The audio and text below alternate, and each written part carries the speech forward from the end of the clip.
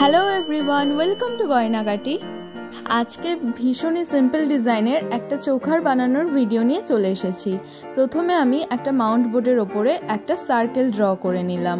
সাইজটা আপনাদের ইচ্ছা মতো আপনারা ছোট বা বড় করে নিতে পারেন। এবার সেই সার্কেলেরই একটা প্রান্তের মধ্যে আমি পেন্সিল কম্পাসের কাঁটাটাকে বসিয়ে আবারও একটা হাফ সার্কেল ড্র করে নিচ্ছি। আপনাদের কাছে পেন্সিল কম্পাস যদি না থাকে সেক্ষেত্রে আপনারা অন্য যে কোনো গোল বস্তু দিয়ে কোনো কিছুর ক্যাপ দিয়ে এইরকম শেপ তৈরি করে নিতে পারেন। দেখুন আমার শেপটা কিন্তু ড্র করা কমপ্লিট হয়ে গেছে। এবারে আমি একদম সেই দাগ বরাবর মাউন্ট বোর্ডটাকে কেটে নিচ্ছি।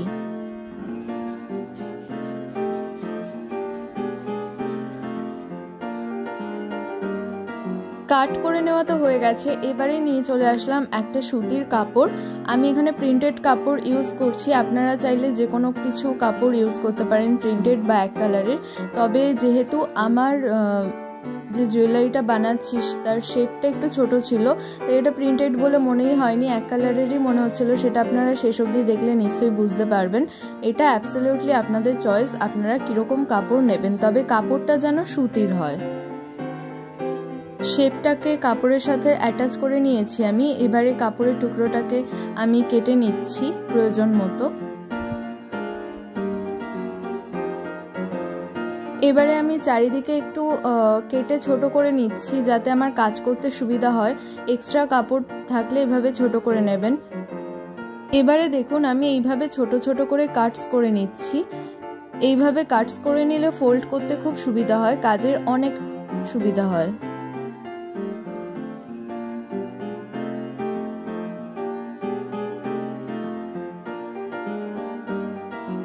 কাটস করে নেওয়া হয়ে গেছে। এবার এটাকে আমি ফোল্ড করে নেব। তার জন্য আমি ফেভিক্রিলের ফেব্রিক গ্লুটাকে ইউজ করছি।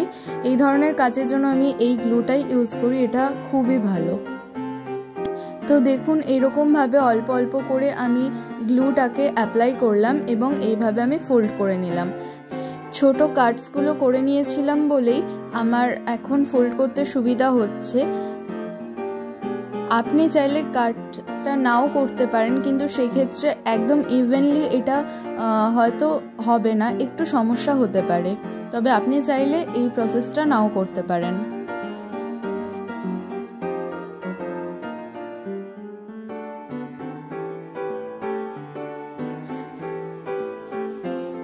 সো আমার ফোল্ড করাও কমপ্লিট হয়ে গেল। এবারে যে এক্সট্রা কাপড়ের টুকরোগুলো একটু বেরিয়েছিল সেগুলোকে আমি কাট করে নিলাম। চলে যাচ্ছি পরের প্রসেসে। আমি ব্ল্যাক কালারের একটা ডলি সুতো নিয়েছি, এটা দিয়ে আমি ব্যাক রোপটাকে তৈরি করব। ভীষণই সিম্পল প্রসেস। প্রথমে দড়িটাকে বা এই ডলি সুতোটাকে আমি আনফোল্ড করে নিচ্ছি পুরোপুরিভাবে, একদম সিঙ্গেল রোপে নিয়ে চলে আসছি। এবারে যে দুটো প্রান্ত এসছিল সেই দুটো প্রান্তকে নিয়ে ফোল্ড করলাম, তারপরে আবারও দুটো প্রান্তকে নিয়ে এক জায়গায় ফোল্ড করলাম। এইভাবে কন্টিনিউয়াসলি আমি ফোল্ড করতে থাকলাম যতক্ষণ পর্যন্ত না একটা ব্যাক রোপের মতো শেপে চলে আসছে। এবারে আমি বেসটাকে নিয়ে চলে এলাম। আবারও ফেভিক্রিলের ফেব্রিক গ্লুটা আমি এখানে ইউজ করছি। আমি এই মাঝ বরাবর গ্লুটাকে অ্যাপ্লাই করছি। এখানে কিন্তু কোনো কিপটেমি করলে চলবে না, প্রপারলি আঠাটাকে অ্যাপ্লাই করতে হবে। এবারে যে ব্যাক রোপটা রেডি করেছিলাম সেই সুতোটাকে এর ওপর থেকে ভালোভাবে বসিয়ে দিলাম। একদম মিডল পোর্শন বরাবর এটাকে বসাতে হবে। So yeah, that's it. এবারে আমি এর ওপর থেকেও আঠা অ্যাপ্লাই করে নিচ্ছি। এখানেও কিন্তু ভালো মতো আঠা অ্যাপ্লাই করতে হবে, কোনো রকমের কিপটেমি করলে চলবে না, যথেষ্ট পরিমাণে আঠা এখানে অ্যাপ্লাই করতে হবে।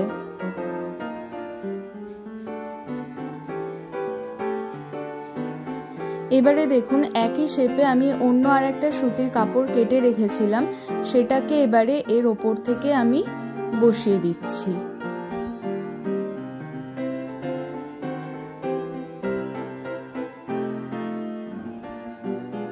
যদি কিছু কাপড়ের টুকরো এক্সট্রা থাকে তাহলে সেটাকে আপনি কাঁচির সাহায্যে কেটে নিতে পারেন, কোনো অসুবিধা নেই তাতে। আর একটা খুবই ইম্পর্ট্যান্ট কথা, এই ধরনের জুয়েলারিগুলো বানানোর সময় কিন্তু একটু ধৈর্য ধরে বানাতে হবে। আঠা অ্যাপ্লাই করার পর সাথে সাথে পরের প্রসেস করার আগে একটু রেস্টে রেখে দেওয়াই ভালো, যাতে আঠাটা একটু শুকিয়ে যায়। আঠাটা যতক্ষণ ভালোভাবে শুকিয়ে যাবে জুয়েলারিটা তখন তত ভালোভাবে শক্তপোক্তভাবে রেডি হবে। কাঁচা আঠা অবস্থাতেই যদি আপনি নেক্সট প্রসেস করতে যান সেক্ষেত্রে কিন্তু জুয়েলারিটা নষ্ট হয়ে যাওয়ার সম্ভাবনা থেকে যায়। আচ্ছা, এবারে নিয়ে চলে এসেছি একটা কড়ি আর একটা গিনি নিয়েছি, আর সাথে নিয়েছি একটা জাম্প রিং। জাম্প রিংয়ের মুখটাকে আমি প্রথমে ওপেন করে নিচ্ছি।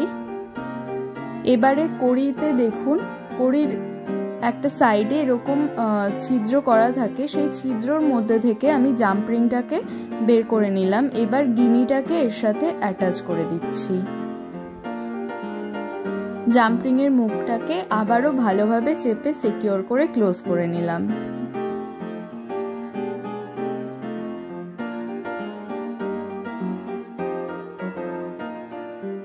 এবারে হারটাকে নিয়ে আবার চলে এসেছি।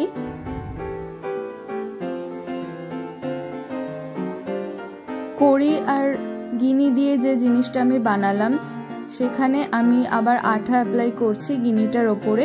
এটাকে এবারে মিডল বরাবর নিচের দিকটাতে বসিয়ে দিচ্ছি।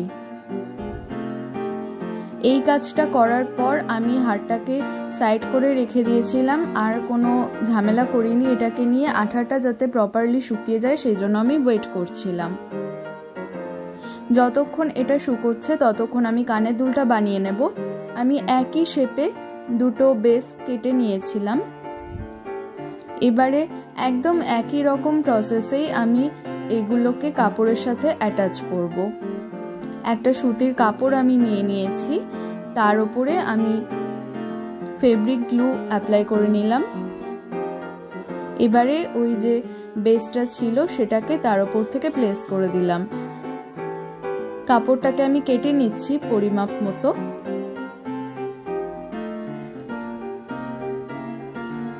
এখন আমি আবারও এর উপরে ছোট ছোট করে কাটস করে নিচ্ছি।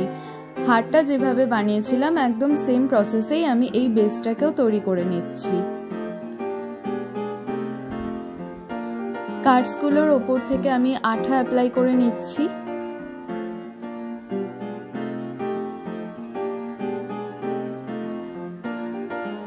এবারে এটাকে ফোল্ড করে নিচ্ছি এক এক করে। বাই দ্য ওয়ে, আপনারা কেউ যদি আমার কাছ থেকে জুয়েলারি কিনতে চান তাহলে আমার সাথে সরাসরি যোগাযোগ করে নিতে পারেন। ডেসক্রিপশন বক্সে আমি আমার ফেসবুক আইডি এবং ইনস্টাগ্রাম আইডির লিংক শেয়ার করেছি। আপনারা সেখানে মেসেজ করে আমার সাথে সরাসরি কথা বলে নিতে পারেন। এছাড়াও যদি অন্য কোনো কোয়ারিজ থাকে সেক্ষেত্রেও আপনারা আমার সাথে যোগাযোগ করে নিতে পারেন। আচ্ছা, এবারে কাজে ফিরে আসা যাক। আমি বেসটাকে কাপড় দিয়ে কভার করে নিয়েছি, আর একদম একই শেপে আমি আর একটা সুতির কাপড় কেটে নিয়েছিলাম। এবারে দেখুন, ইয়াররিংয়ের ব্যাক সাইডে যে স্টোরটা থাকে সেটাকে আমি এই কাপড়টার মধ্যে থেকে এফোর ওফোর করে নিলাম। এবার এই জায়গাটাতে একটু আঠা অ্যাপ্লাই করে এটাকে আমি সিকিউর করে নিচ্ছি। এবারে পুরনো যে বেসটা ছিল তার উপরে আমি আঠা অ্যাপ্লাই করছি। এখানেও কিন্তু কোনো রকমের কিপটেমি করা চলবে না, যথেষ্ট পরিমাপে আঠা এখানে অ্যাপ্লাই করতে হবে। আঠাটা অ্যাপ্লাই করে নেওয়ার পর আমি একটু স্প্রেড করে নিলাম আঙুলের সাহায্যে ভালোভাবে।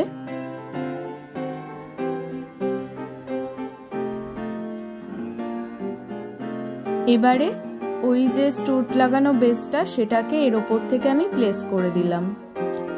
খুবই ধৈর্য ধরে আলতো হাতে এই কাজটা কিন্তু করতে হবে। এবারে দেখুন, আমি একটা সেফটি পিন নিয়ে এসেছি। অন্য আর একটা প্রান্ততে আমি একটা ছিদ্র করে নিচ্ছি। আপনারা অন্য কিছু দিয়েও ছিদ্র করতে পারেন। এই ছিদ্রগুলো করার জন্য একটা টুল পাওয়া যায়, তবে আমার কাছে সেটা নেই কারণ আমার সেফটি পিনেই কাজ চলে যায়, তাই শুধু শুধু সেটাকে আর আমি কিনিনি। এবার ছিদ্রটা করে নেওয়ার পর আমি আবারও একটা জাম্প রিং নিয়ে এলাম। জাম্প রিংয়ের মুখটাকে ওপেন করে এর মধ্যে থেকে আমি কড়িটাকে অ্যাড করে নিচ্ছি।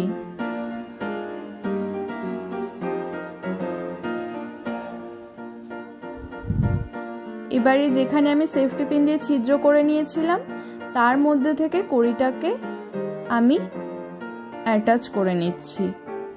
জাম্প রিংটাকে সেই ছিদ্রর মধ্যে থেকে এফোর ওফোর করে বের করে নিয়েছি।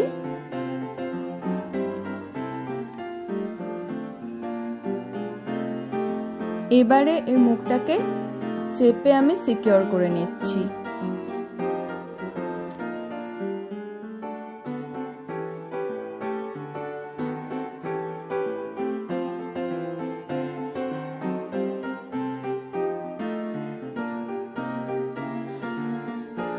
সো কানের দুলটাও আমার রেডি হয়ে গেছে। একই প্রসেসে আমি আর একটা কানের দুলও তৈরি করে নিয়েছি অ্যান্ড ওভারনাইট রেখে দিয়েছিলাম আমি আঠাগুলো ভালোভাবে শুকিয়ে যাওয়ার জন্য। এবারে আমি হারটাও নিয়ে চলে এসেছি, অলমোস্ট রেডি হয়েই গেছে। শুধু আমি এই যে বেসটা আছে তার গা ধরে এই সুতোটা দিয়ে একটা ফাঁস দিয়ে নিচ্ছি, এটাতে দেখতে আরও সুন্দর লাগবে। এটা চাইলে আপনারা করতেও পারেন, না চাইলে নাও করতে পারেন, কোনো ব্যাপার না। বাট আমার কাছে মনে হয়েছে এরকম হলে জিনিসটা দেখতে আরও বেশি অ্যাট্রাকটিভ লাগবে, সেই জন্য আমি এটা করলাম। একটা সাইডে আমি ফাঁস দিয়ে নিয়েছি, একদম একই রকমভাবে অন্য আরেকটা সাইডেও আমি ফাঁসটা দিয়ে নেব।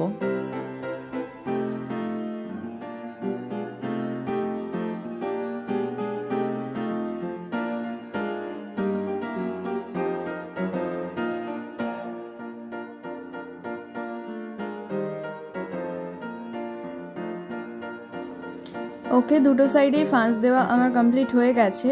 এবারে যে শেষের প্রান্তগুলো ছিল সেগুলোকে আমি কেটে নিচ্ছি, যাতে ইভেনলি একটা লুক আসে এবং দেখতে সুন্দর লাগে। আপনারা চাইলে শেষের প্রান্তগুলোতেও একটা করে ফাঁস দিয়ে নিতে পারেন, আমি আর দিইনি কারণ সেটার দরকার আছে বলে মনে হয়নি। সো ফাইনালি আমার আজকের চোখার কিন্তু একদম রেডি হয়ে গেছে উইথ কানের দুল। আজকের এই ভিডিওটা আপনাদের কেমন লাগলো আমাকে কিন্তু কমেন্ট করে অবশ্যই জানাবেন, এবং অন্য রকমের যদি কোনো জুয়েলারি আপনারা বানানো দেখতে চান সেটাও আমাকে কমেন্ট করে জানাবেন। আজকের এই ভিডিওটা ভালো লেগে থাকলে প্লিজ একটা লাইক করে দেবেন, এবং আমার চ্যানেলে আজকে প্রথমবার এসে থাকলে আমার চ্যানেলটাকে সাবস্ক্রাইব করে আমার পাশে থাকার অনুরোধ রইল। Stay safe, be creative, tata.